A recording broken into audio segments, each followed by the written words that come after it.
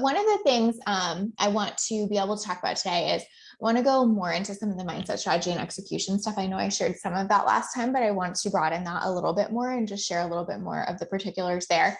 And I also want to talk about some of the financial pieces in terms of like profitability, thinking about things in that way, that kind of stuff, because I feel like that is the thing that I feel like people forget to ask about the most. And I think it's the thing that most business owners forget to talk about the most or leave out the most. And so I just really want to be transparent about that and have a conversation about that too, because I think that it is really important. Hi, Neela. Yes, a party. Hey, Michelle. Good to see you. Oh, Jen. Hi. Thanks for being here. I appreciate you. It's good to see your face. Okay. So let's start with, where should we start? Financials, mindset. Let's start with mindset, I guess. We'll get to the financial pieces too, but it kind of ties in. But one of the things I think with the financial piece that ties in that I want to talk about behind mindset is I have felt very much like I can get locked into the million without needing to make the million. And I feel like that's really, really important to share, because I think that so often we, hold on, let me just adjust my screen here. So good. That was better. Okay. I think that sometimes when we have a goal, we're so quick to make it feel like a need or a must or a have to have. And I see that stick people so much in our space because it makes us so graspy and so like in that almost like I'll try anything frantic energy kind of thing. And I'm not saying like don't be in the like I'll keep working it until it works mode, but like the intensity of the goal sometimes for a lot of us is so not useful and is so not real. Like I don't actually need to make $1 million. Do you know what I mean? Like that's true with a lot of the goals we're setting in our space, you know, and I'm not saying again that you can't lock into it or want it or desire it or any of those like beautiful things, but when it doesn't just become a exciting thing or a desire and it feels like it becomes an absolute fucking must have is when I think it gets really, really hard to be neutral with strategy, to actually show up in a way that feels good each day, to actually move the needle forward, because every step feels so intense because it's such a need. Does that make sense? And, you know, certainly I get like sometimes our businesses need to make a certain amount of profit and all of that, like right on. This is not what I'm saying here. I'm saying it around these like big stretchy goals that are there to pull you forward and feel exciting and push you and all of those things. And that end up feeling like they absolutely are a must and need to happen. And it totally goes against the point of having the big stretchy goal that's supposed to feel exciting and pull you along. It feels like the goal has now become the only measuring stick that matters. And I just cannot tell you how harmful I think that is in our space. Hey, Lindsay. And I honestly think that for a lot of us, it's just that like high achiever mentality where it feels like if I set a goal, I have to hit it. And like when I came into this year, actually, I've had this goal for I think a couple years at this point, at least. Yeah, at least a couple years. And so obviously there were years I had it where I didn't hit it. And then there's been a year that I've had it where I did. And both were really fucking good. Right. And so I just want to share that because I feel like this idea that, you know, we should have to hit every goal or that we should, you know, put that much pressure on ourselves or that we, necessarily by setting a goal, it almost becomes a need is so not helpful. So just like looking at that in your own business, like, again, I'm not saying like you don't have numbers that you need to hit to like pay team and move your business forward and all of that.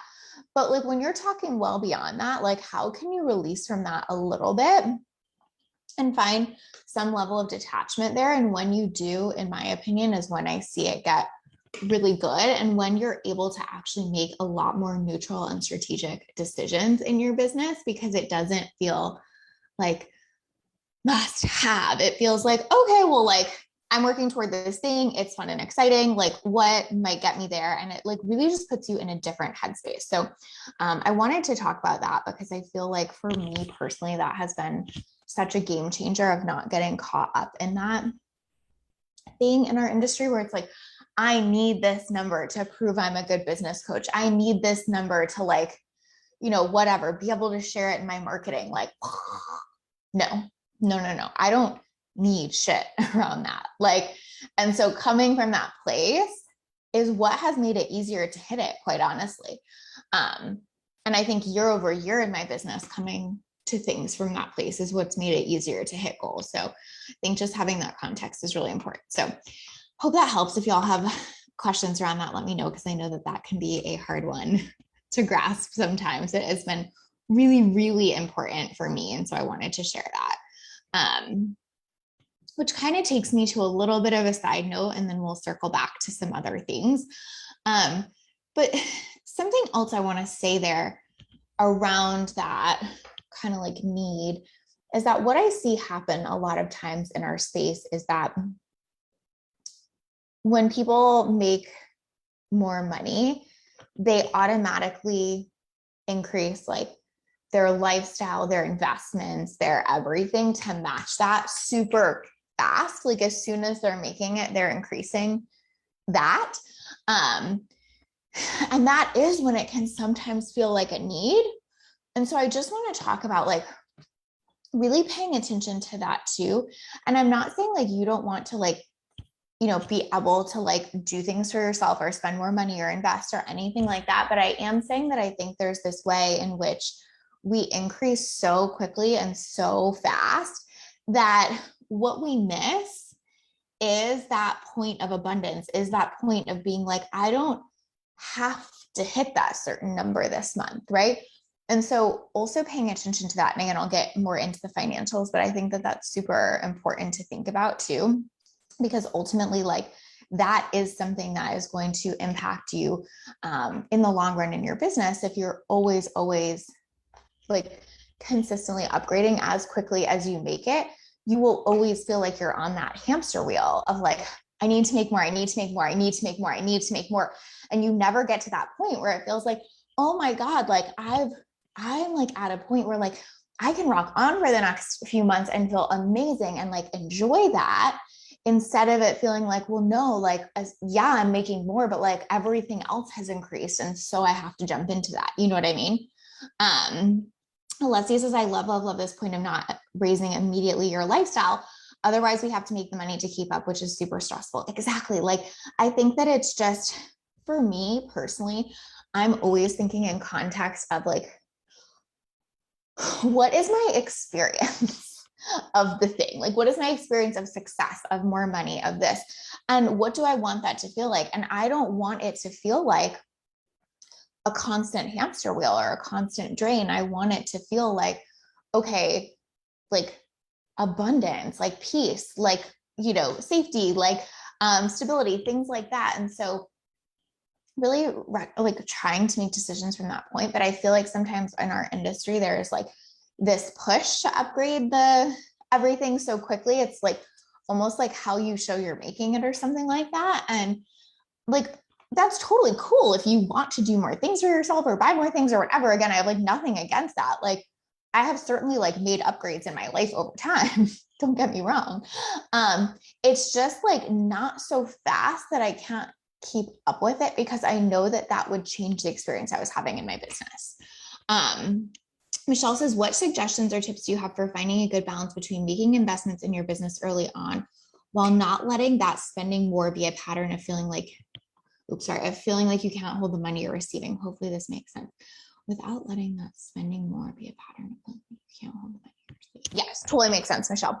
I think here's my honest opinion on this is, I think, and I'm creating like broad generalizations here, so like nobody take this as fact, but like stick with me, which is like, I think up to, let's say, like the 10K mark in your business, I think sometimes there is that big gap of like investing more before you have it. But I think that you have to see like, where is the plan to level that off? And I also think if, you feel like, okay, it's maybe going to take me a little bit longer to hit that mark or whatever, I do think that you have to be reasonable about what you spend in the meantime. So you do feel like you're getting a win out of your business. I think that, you have to feel like you're getting something back from your business is kind of the bottom line here.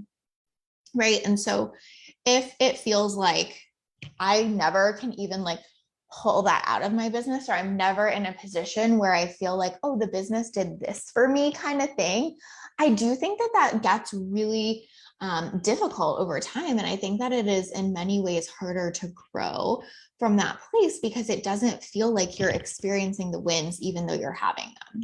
Do you know what I mean? And so, yeah, I do feel like, I mean, personally, I had to I invested up to like a certain point before I was making it, but I tried to be really, really careful that as soon as I did, not to keep going at that level, but to have like a number in my mind of like, okay, at this point, I really need to refocus on profitability in a different way. And I think at like the 10K mark is when I really think that people have to focus on that more, because that's also when you feel like you have a lot more money and it's easy to just get in spend mode where it's like, oh shit, I'm making 10K months now. Like, okay, let me hire out ads and let me spend this on team and let me like get more coaching and another mastermind and this and it can be like, right? But yeah, you want to like kind of have this marker in your head of like, no, I need to be taking home X. And then what's on top of that is what I figure out how to spend. And, or I make really strategic investments when I know that like, I'm going to spend X for X amount of time because I think it's going to return this, like something with like ads or something like, I'm going to go into it and spend X for the next 4 months because I believe it will return this. But there's like, it's not just an indefinitely stacking investment after investment after investment without also making sure you taking home money is getting taken care of. I hope that helps. Jen said 100% agree. Wish I'd done this at the 10K mark. Totally. Really helpful marker. Okay, good. Oh, abundance is your word of the year, Lisa, and bathe in it before spending all of it. Exactly. I think that there can be this like never ending roller coaster we get on in the online space because there's always something you could spend on to make more. And so it's almost like, when are we we have to know when we're getting off that hamster wheel or pay attention to it, where it's like, yeah, I could just constantly be like, make more, spend more to make more, make more, spend more to make more, make more, spend more to make more. And then it's like, where does that ultimately get me though? Like if I increase, like, I even like know people that have done this, but let's say I increase it so much that I've like spent enough to make $1 million, but I'm taking home 10% of that. That's not better. Just because it looks good that you have this revenue number, it doesn't mean it actually feels good or that it's at all sustainable for you. So paying attention to that early, I think, is important. Again, I think at that start of business, like there's just the inevitability of like you're spending more than you're making at the beginning. And I think that's how businesses start. And that's really normal and makes sense. I think you just have to be so conscious of not seeing that as like, this is the only way to do it, but like, this is the way to start. And then there are other markers to look at as I grow. Does that make sense? Yeah, Emily says, yeah, I see this often. Hey, Chelsea, thank you for being here. Which on that note, I have like so much more to say on that. We'll come back to that, but it takes me to what I was going to talk about with strategy this time, which is having a profitability strategy and keeping your focus there. So something that I have really focused on and that we have focused on as a company and in our team is not doing things just because we can, because once you start making a lot more money, there are so many things you can do, if that makes sense. Like I could run ads to all of my low-cost products, or I could have way more visibility on other platforms that I am not currently on, or I could, have team putting out way more content, or, helping me grow my following way more, or pitching me to more podcasts. Like, there is just like this endless, like, vast, like, opportunities that are good, but you have to look at like what is coming back from those things. I think that something I really noticed that's interesting to me in this space is that I think most people focus on what creates growth, which makes sense in a way. Like, sure, you have to like grow your audience, grow your following, sure. But they focus on that way fucking more than they focus on what creates sales. And I think the thing that I have really done differently at a Lit Up Life is I have always focused on what creates sales, and the growth has been an offshoot of that. Again, it's not like I don't do things to grow. Like, I used to do like challenges all the time. I do events. I'm like always out there on social. I'm always engaging. I have these live streams. Like, I have a podcast. Like, I do things to grow, but all of those I do through the lens of like sales being the priority and growth being the offshoot, as opposed to the opposite, where I feel like in this space, it's so easy to get caught up in growth being the priority and like thinking that sales will just happen because of that. And then you spend so much money on the next growth strategy that you're completely overextended without having focused on the sales to back that up. Does that make sense? I feel like I'm making it sound more complicated than I mean to, or than it does in my head. But it's basically like, if you focus on sales and really serving your people and building relationships, growth will be like a natural occurrence and output of that in many ways, right? But if you only focus on growth and you keep overspending for the sake of growth, and you haven't backed that up with a fucking rock solid sales focus and sales process, it will be hard to keep making that up. Like, it will feel like the hamster wheel, right? Julia said, interesting point. Thank you, Julia.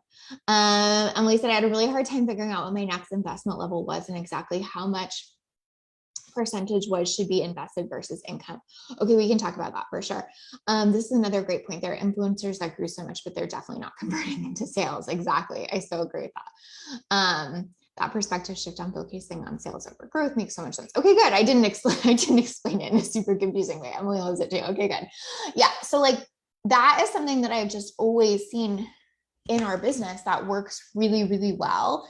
Is like, if I focus on sales, and serving my clients really well, we naturally grow. If I focus on growth, everything seems like a good idea, and everything is a chance to like overspend without the actual revenue coming in that makes that worth it. And again, this is my business model. I'm not saying this is everybody's, but like, because we're full with one-on-one and have been for so long, like obviously we have a growing wait list, and I'm super proud of that. But for me to go do a ton of growth stuff doesn't fucking make sense, right? But it's so damn tempting when you have the team and the money that could do that. But I personally really work on not making that like an ego-driven thing for me, where I just want growth so I can say I have a number, or say I have a certain like a follower count or whatever. Like, I really personally work on like my stuff around that. And I'm not saying that everybody that does it is like an ego. That's not what I'm saying. But for me, it's like, it makes no sense for my business. So I have to be like, I don't like have to have that as an artificial metric. What I have to do is focus on what drives our business, right? Michelle, oh, truth bomb. I feel like a lot of us focus on growth because doing so is less intimidating than focusing on sales. Yeah, Emily says true. You're so right. Everyone loves that. Michelle, such a truth bomb. Yeah, like I think that makes sense. For me, I think sales feels like safety to me. And so I'm not saying that has to be true, but I think that's a good mindset shift to work through. Is like, the process can be more intimidating, but the level of safety it creates long-term in your business is totally fucking different. And I think that's a good place to lock into. Like, if I see sales as safety, then the intimidation factor feels different, I think, over time, right? Makes you feel like you're doing something for your business, but not changing the bottom line. Exactly. Elisa says 100% agree. Even with the reels I create, which everyone sees as this growth secret, I honestly focus more on conversions when creating them. Yes. And being of service to my audience, 100%. And it's like, you'll get growth because of that. That's amazing, right? But what you really want is the sale, because what's the point of growth without the sale, right? That's why I totally agree with you about reels. I have such a pet peeve when it's like, oh, it's like, you have to use it for growth and all of that. And it's like, if you don't know how to convert off that, what's the point of having 1,000, even 100,000 people see your reel if it has nothing to do with your work and or you don't know how to create sales off of that? It's literally just an ego kind of metric to be like, I got 100,000 views or whatever. And not to knock that being cool. It's just not really going to be the thing that changes the stuff in your business, right? Hey, Lucy. All the lovely people here. I agree. Y'all, changing this to 1 p.m. That was a solid move. I gotta tell you. Emily says it's like a really tall tree with lots of leaves but no fruit. What's the point in a giant apple tree that has barely any apples? Something like that. Exactly. 100%. It looks good. It's cool. It's tall. It's maybe taller than the other ones, but like, what is it producing? Right. So really coming back to, what is your profitability strategy? Are you focusing on sales? Are you making that the thing? Quite honestly, I think that, again, broad generalization, but until you're at like, I don't know, 750K to 1 million, I think you should be focusing almost predominantly on sales. Like, obviously after that, if you have it locked in at a certain point and you just need to focus on growth to like feed the pipelines you've created, totally different. But if you're like, newer in business, or you're between like, even like 10K and, I'm so bad at knowing what number month equates to what number year, but let's just say it like this. If you're between like 0 to 500K in your business, please keep the vast majority of your focus on sales. So it doesn't mean you can't do other activities. Like say you do go on a podcast or whatever. Cool. Think about how you're converting off that podcast, not the growth. Do you know what I mean? That is so important. The growth will come from it. And it's a natural offshoot of serving people really well, but please focus on the sales, because that's what makes the difference in your business long-term. And if you can nail sales at that level, scaling is pretty fucking simple, to be perfectly honest. I was saying this to one of my clients who just hit 500K, and I was saying to her, like, it's much easier to go 500K to 1 million than it is to go 0 to 500. And like, that's kind of annoying to hear. And it's also good to hear, because it's like, if I focus on sales for like that period of time and I really lock that in, then of course I just add some stuff to that and we continue to grow. But if I focus so much on growth that I can't even get to 500 because I'm not spending time converting the fuck out of them, or because I have such a churn and burn model, because I need so many people to come through my pipeline to convert because my sales aren't locked in, like, what's the point, right? Emily says super annoying to hear. I know, right? But also good. Yeah, totally. I think it's like that good news, bad news thing where it's like so annoying because you're like, wait, why is this part harder? But like also good news because you're like, okay, if I can just like hit that hump, everything gets easier. Totally true. Yeah. Fruit means seeds, which is even more apples. Oh, I missed that part, but I feel like you guys are like running with this tree metaphor and I really like it. Okay, so have a profitability strategy of making sure that what you're investing in is so targeted to what makes you sales, right? To what actually is going to make the difference. So that for me has been a game changer, because we have created $1 million in revenue, but we have really, really, really good margins. And the reason we've been able to do that is for this, because I have been really intentional about saying no to a lot of things that are good ideas or that like would create growth, because I can just see that like that doesn't make sense for us. Like we don't need it for the sake of that. What we need is to keep serving our people really, really well. That's pretty much the gist, right? The analogy that keeps on giving. Emily says, so what you're saying is investing in your value-centered sales mastermind is definitely the way to go, obviously. This whole thing is just a plug for value-centered sales. No, I'm kidding. But yeah, that's why I did create a sales mastermind, to be perfectly honest, because it was like, this is what we need to focus on. Like that, I truly believe that. Like, let's know our sales process and pipeline, and not just kind of like go out and create all this growth without knowing how to convert. Like, I've worked with too many clients that come to me with like huge followings and no like conversion happening behind it. And I see how hard it is to do that later. Like, if you built this huge following, not selling to them, to make this huge shift where you're now selling to them and trying to create sales after you've created a lot of growth, honestly, it is tough. Like, I have many clients in that situation, and I'm not saying it's impossible by any means. Like, they're doing a great job, but I think it can be harder than it seems because you haven't set that up from the beginning. Got to get the kids to sleep. Absolutely. Thanks, Emily, for being here. Okay. So, what else do I want to say about that? Yeah. So like, for most people, like, let's say, again, I'm like making broad generalizations, but I would say at least up to 500K, if not up to $1 million. Like, please, please, please keep your focus on sales. The rest works itself out. If you keep making sales, the rest will happen more organically than you think it will, because your clients even will go speak about you, etc. Right? Oh, Julia has a sick little. No problem. You can definitely catch the replay. Thank you for being here. Okay, so here's a question. For you, it doesn't make sense to have a huge list because you do mainly one-on-one, but would that focus change if someone had more of a mid-ticket offer?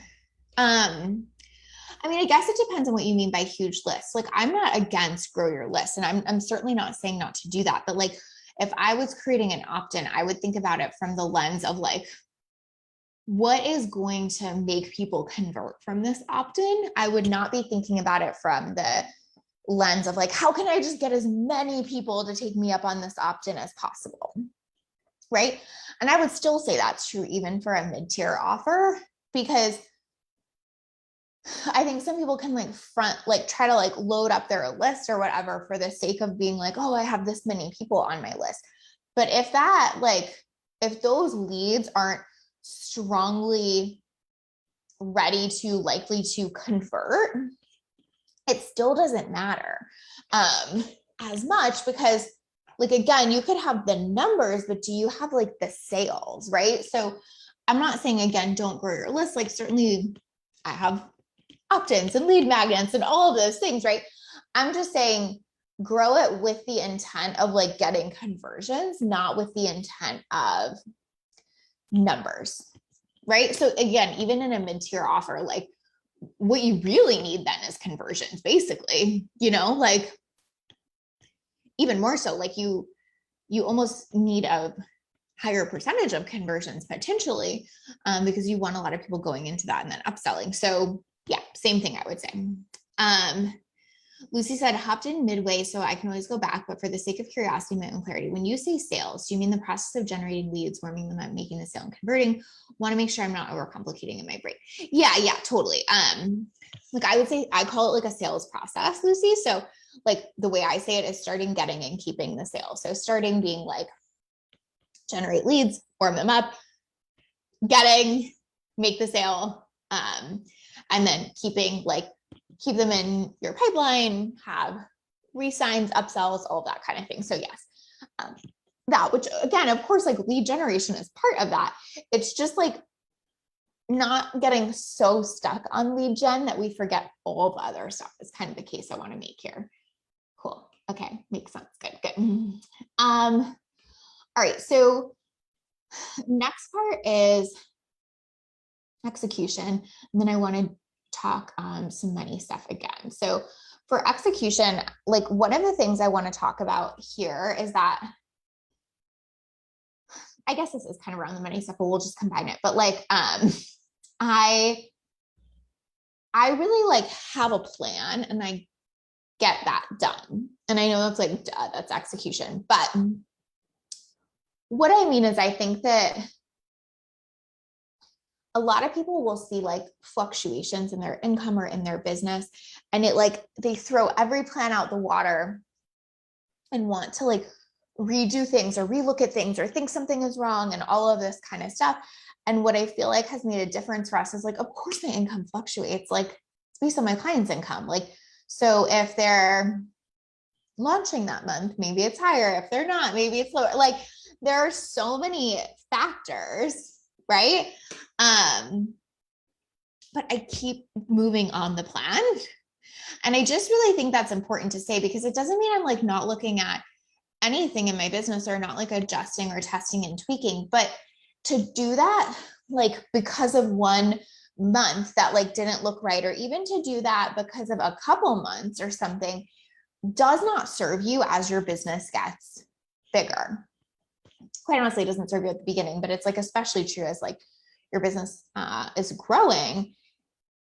You have to really take a much more long-term view in terms of income, revenue, all of that kind of stuff, and even long-term view in terms of like where you're tweaking. And so typically what happens is I like make a plan at the beginning of the year, and then barring like big shifts, I mostly just fucking follow it. And I think that sounds so boring in a sense. And again, I'm not saying I never like learn or test and tweak, but like I really try to keep going despite those times where it could jar you or something like that, because that is what I see is the biggest thing that takes people off the path to making seven figures, is because they have a couple months or something that throws them and they like want to turn the Titanic in their business and like redo all this stuff, instead of being like, well, that's kind of a normal course of business. That's what's happening in most big businesses. They have good quarters and they have, you know, less good quarters, and they have like, you know, like busy times and less busy time. Like, does that make sense? And so like, obviously, again, this, I'm speaking to my model, but I'm speaking to a truth behind it. But for my model, it's like, of course it makes sense that sometimes we're going to have lower months. Like, for example, I think less people launch in the summer. I'm not saying nobody does, but I do think that there are less of those. So like if I had a couple of months in the summer that were lower, like, would that make me change my plan for the whole year? No, it really wouldn't. It would make me more planful for next year, maybe, to be like, hey, like, let's think about spending over the summer, because typically our summer months are, I'm not saying this is always true, but like, I'm just using that as an example. Like, that's how I would tweak it, is to like, think about what can we learn for next year? Or what might we want to think about related to that? I would not be like, okay, we just had a couple low months. Like, we totally have to like rework how we're serving our clients and what's going on and like what plan we have and all of that. Like, I'm going to keep following the plan. Does that make sense? I feel like, oh yes, Elisa, exactly. So basically always think about the why 100%. So it doesn't mean like, don't do the things. It's just like when it's like how you're saying reels, you're doing reels, but the why behind it is conversion. And that's what matters. Yep. So totally. Exactly. Right. So the point I want to make there is that as your business grows, you have to take that more long-term mentality, and you have to do that with your execution too. If your execution is varying greatly, depending on something like a couple months that seemed off or something like that, it is going to be much, much harder to grow, and quite honestly, much harder to learn from those things, because you don't get to see, like, say it was just like a couple months over the summer where less people were launching, and then maybe in September it like increased fucking dramatically. Who knows, right? But if I had like stopped following the things and started trying to change all of these things and whatever, then either maybe I wouldn't have seen that increase in September, or I would have done all this extra work for an increase that was already naturally coming.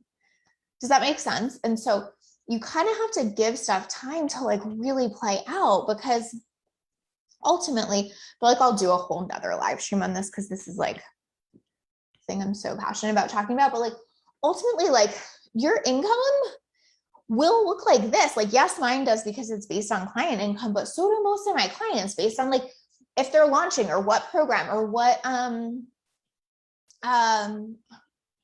price point of the program they're launching. Like I have a lot of clients that have different price point offers. So like one launch might be, like I'm thinking of one client in particular, one launch for this one particular offer might be $250K, and one launch for this other offer might be 100. And like, obviously those are big numbers, like not to, but like, we're talking about the difference between 150K. Like, of course things are gonna look like this sometimes. That's good business, right? That's normal business. This idea in our space that if you've hit this number once, you should always hit it again, or if not, you have like a money mindset block or something like that, is fucking bananas to me, quite honestly. I'm not saying that you don't keep leveling out at like new ranges or something, but like that's how business works. I mean, it just kills me. Lucy says, I definitely had a moment over the past couple of weeks of, hold on, I want to simplify the plan. I want to create the plan for the next year, and I want to just do the plan. So much less work, Manny Jen, though, so it's tough for me to actually do 100%. And listen, it doesn't mean you don't get to have fun with it. Like, I'm all about being adaptable and flexible with your plan. Like, I think in 2020, like, you know, like as an example, we created a fucking lot of adaptability and flexibility with our plan. But like, I'm not a big believer in like follow the plan at all costs, especially when, you know, your business is telling you something completely differently. But there's just such a fine line between follow the plan at all costs versus like every time you have a bad month, change your strategy. And like falling in between is where the magic is, in my opinion. Jackie said, yes, I had my accountant question the fluctuations. And I was like, you don't get this industry, you sell and then deliver it over time, 100%. And also, I think that's even like funny for an accountant in a sense, because again, it's like, no business looks like this, but like, I'm sure they're wonderful. I'm just saying, like, I totally agree with you. Like, this is how a lot of businesses work over time. Elisa says, yes, I'm just creating or yes, to simplify, I'm just creating a program that I really want to just run again and again and again. 100%, that's magic. Yeah, but like, so this happens. Hold on. I'm going to draw something. I'll probably do another one on this where I can go into it more in depth, but I just can't talk about this and not draw this out because it feels like I would be missing, where's my marker? Feels like I would be missing a point here. Okay, I don't have a marker, so it's going to be harder to see, but we're going to make this work. If you're my client, you've probably seen me draw this. Okay. Beginning of the year, months along the way, end of the year. All you should care about is this trending upward? And so then if you start next year at this point instead of this point, and it does this again, you're trending upward. And so every year you're growing. Who the fuck cares about this 1 month, right? And again, in that 1 month, you could get yourself all worked up, but that is happening to create this month, you know?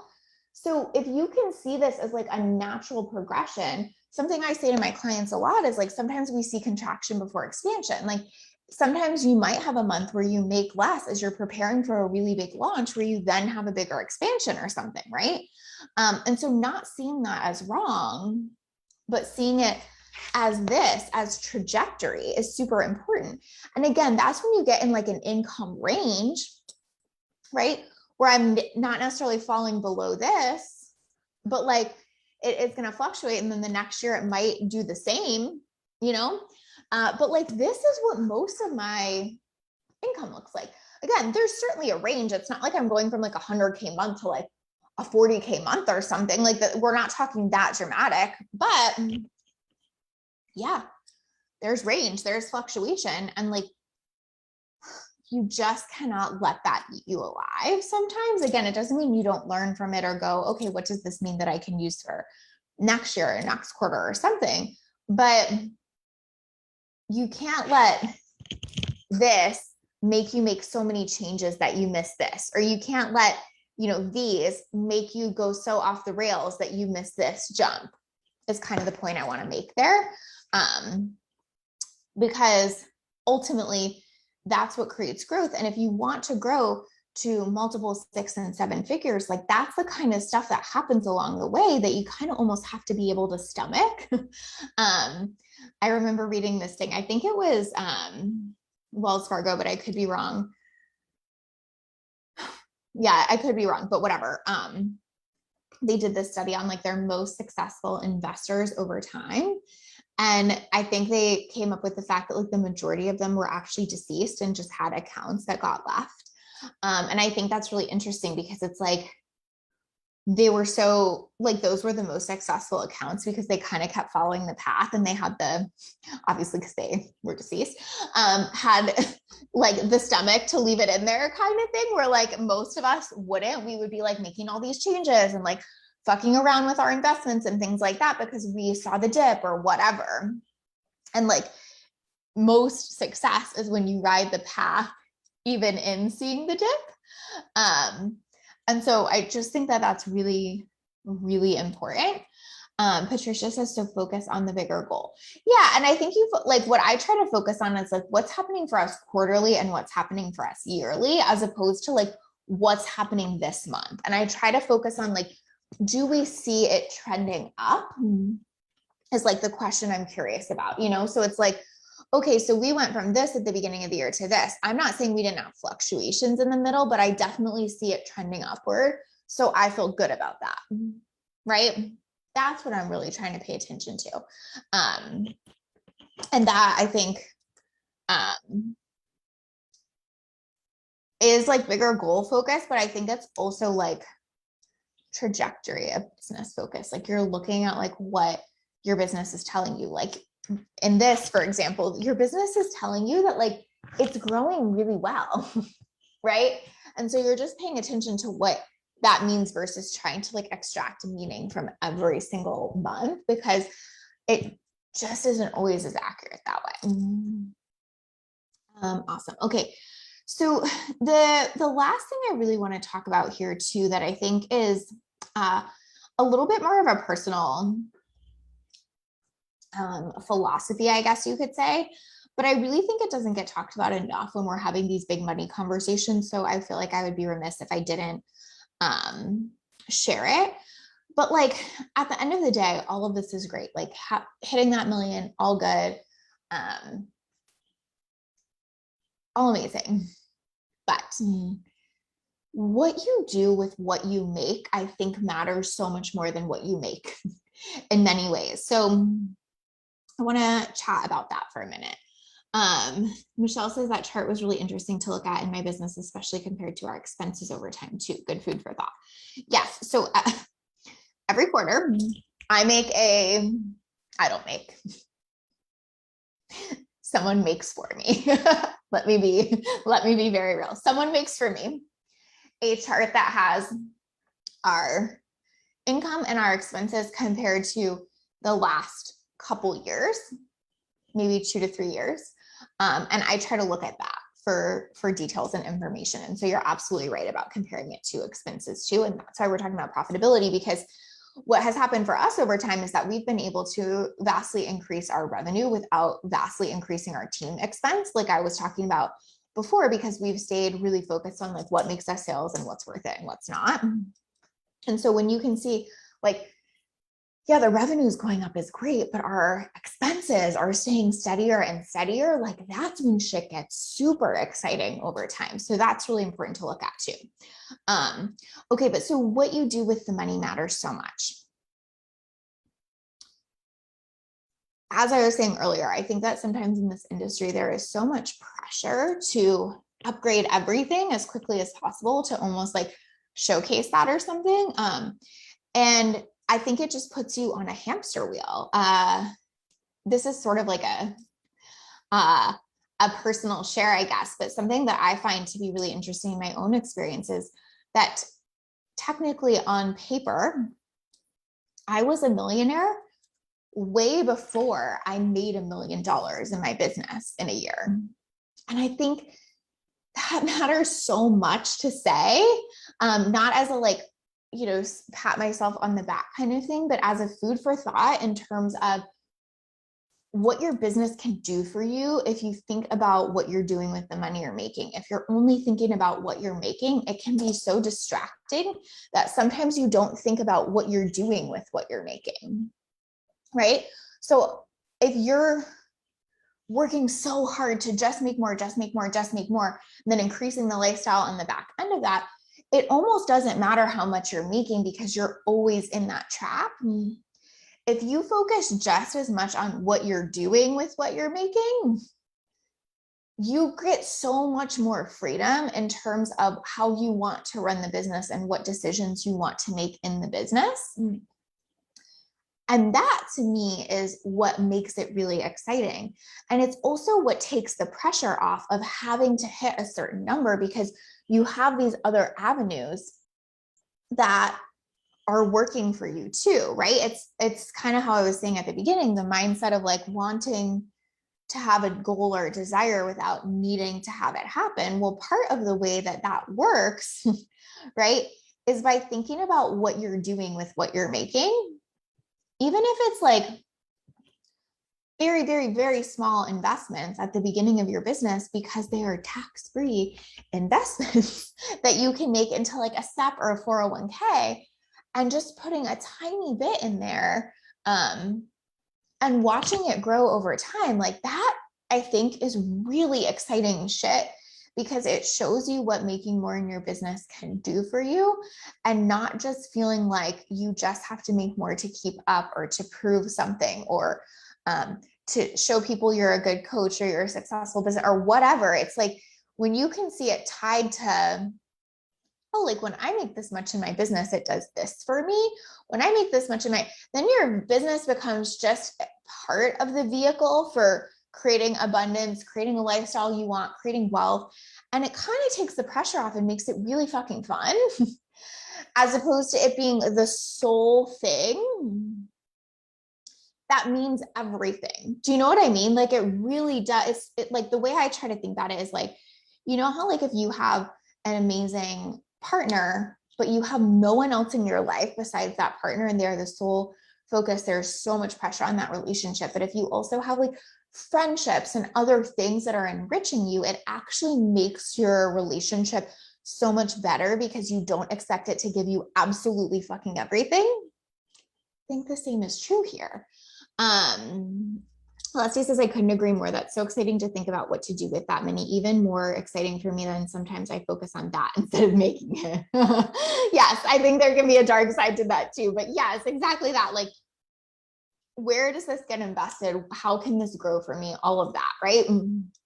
Jackie says, yes, no one talks about this step and it's such an enriching thing too. 100%. Like, I think again, I'm like not a financial advisor, so like by all means talk to yours, but I think we have to be saying like I've had a step since like pretty much the inception of my business. I've changed over time to a slow 401k, but being able to have those opportunities to create tax-free investments and to passively grow income, wealth growth that makes you money more passively, exactly, and to passively grow income is so exciting. I think instead of trying to almost like be in that grind of like, I have to make the million. Well, like, what if you could be the millionaire before you make the million? And then of course it's fun to make the million. Still great, still amazing, but so much less pressure on it and so much more fun to be had with it because it doesn't need to give you everything because you have other avenues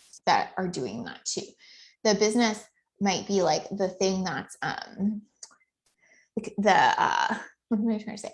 The channel that's funding that, but there are other things happening too, you know? So I just really think that's important to think about too. Like, please definitely, you know, focus on your business and the, you know, revenue, the profitability, like all of the stuff that we're talking about here.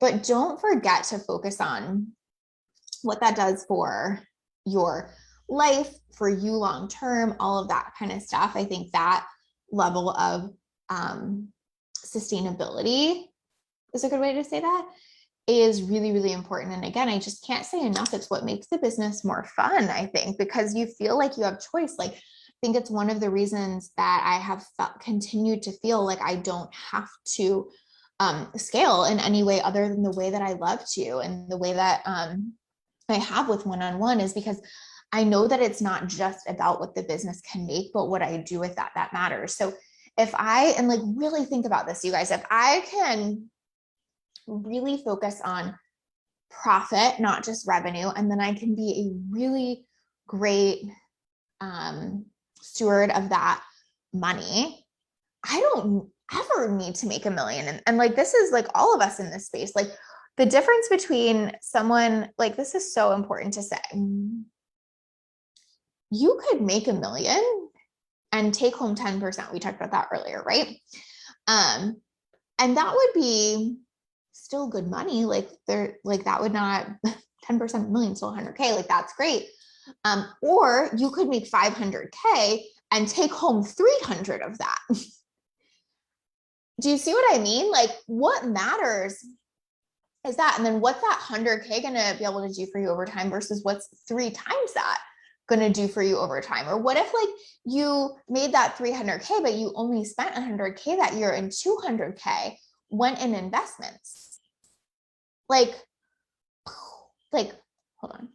We'll just do this because it's fun and I can't help myself. But like, calculator, hold on. I just want to do this. I'm obsessed with investment calculators. Okay, but let's say you have 200K over 20 years. Let's say at 7%, say you never contribute anything else at all, ever. Over 20 years, no other contributions at say 7%, which is like super conservative. You're getting $773. Wait, no. 773.